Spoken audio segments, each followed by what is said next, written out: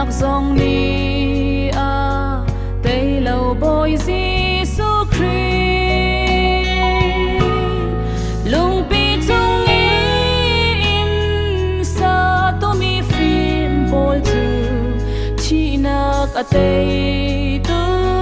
mi van tha big and see tuk for na ki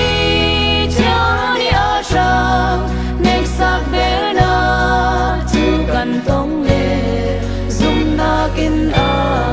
ma zau tu tu volei tei tu zum na ngei mi kan si Simon Peter sinna Giêsu ni nol ape hi lung chung a ka kri fa bu ka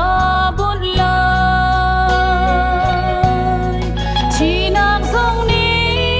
a tei khâu lai lo ati kan ni zum tu chu a kri fa bu kan si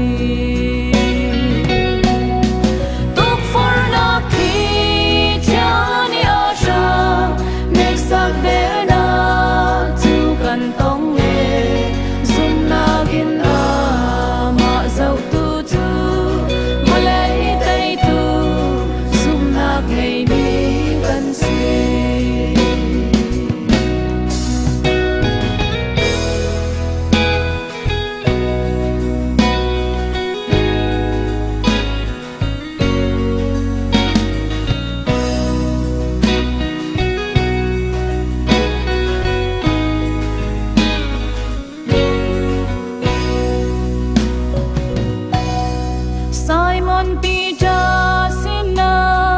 Giêsu ni nol ape volei na shen mi va na shen an si lai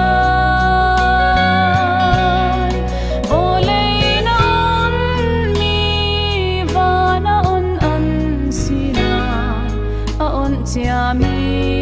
pon va shuai tu ding kan si